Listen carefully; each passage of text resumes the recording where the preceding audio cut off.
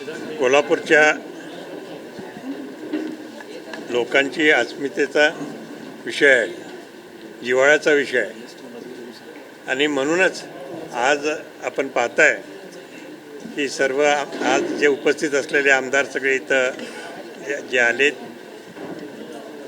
आणि सर्व लोकसुद्धा शाहू मिल सुरू करण्याबद्दल त्यांचा विचार सकारात्मक आहे. अडचणी येतील, नाही येणार असं काही नाही आहे. अडचणी येतील, त्यावर शासन कसं मात करतं आहे हे पाहिलं पाहिजे आणि ते केल्याशिवाय राहणार नाही. कारण हा विषय आहे शाहू मिलचा विषय असल्यामुळे शाहू महाराजांच्या संबंधी विषय असल्यामुळे निश्चितच शासन सुद्धा पूर्णपणे आपल्याला सहकार्य करणार असा आम्हाला विश्वास आहे, सर्वांना विश्वास आहे.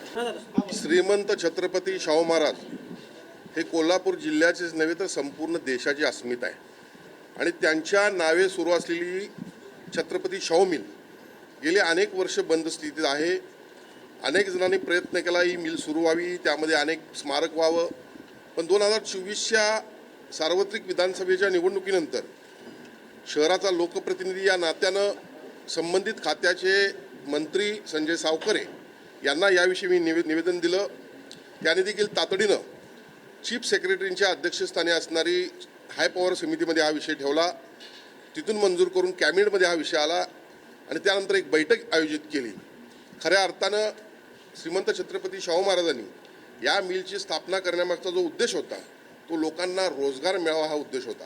पण कालांतरानं काही कारणाने ही मिल बंद पडली असताना पुन्हा सुरू करण्याचा प्रयत्न झाला.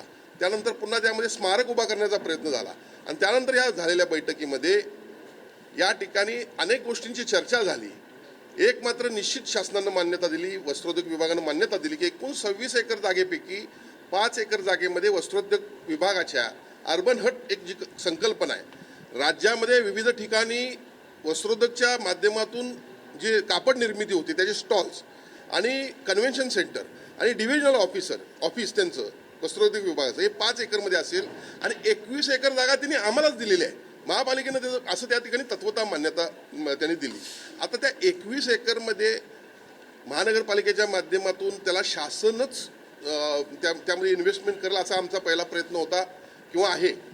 त्यानंतर आज या ठिकाणी सन्माननीय श्रीमंत छत्रपती शाहू महाराज साहेब आपले जे खासदार आहेत त्यांनी या ठिकाणी याविषयी बैठक बोलली. कृती समिती देखील होती, सर्व लोकप्रतिनिधी या ठिकाणी होते. सर्वानुमतेच एक मागणी या ठिकाणी आलेली आहे की ही मिल पुनर्जीवित व्हावी किंवा पुनर्सुरुवात व्हावी. आमची देखील लोकप्रतिनिधींची हीच इच्छा आहे. पण त्यामध्ये ॲक्च्युली चांगल्या पद्धतीने ती मिल सुरू झाली पाहिजे, परत बंद पडता कामा नये. कारण ही शाहू महाराजांची अस्मिता आहे आणि त्यामुळे या सगळ्या गोष्टींचा विचार करून एक जबाबदार लोकप्रतिनिधी या नात्यानं मी या ठिकाणी श्रीमंत छत्रपती शाहू महाराजांना आज आश्वासित करतो की यामध्ये अत्यंत चांगलं देखणं ज्या ठिकाणी करता येईल. बघा, शासनाकडे पैसे कमी नाही आहेत.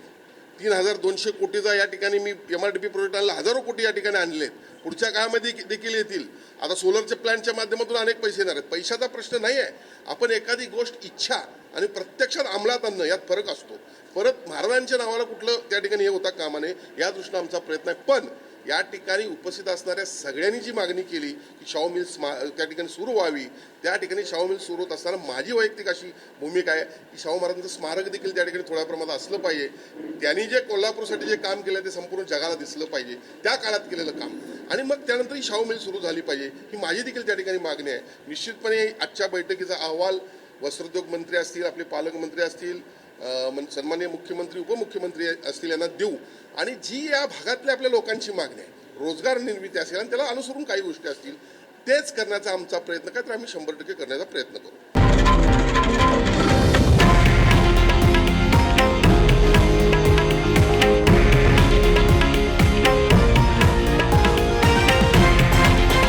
हे आहे देशातील नंबर 1 न्यूज नेटवर्क आणि आपण पाहत आहात TV9 मराठी, एकमेव.